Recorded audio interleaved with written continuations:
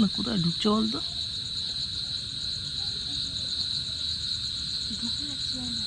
কোথায় ঢুকছে?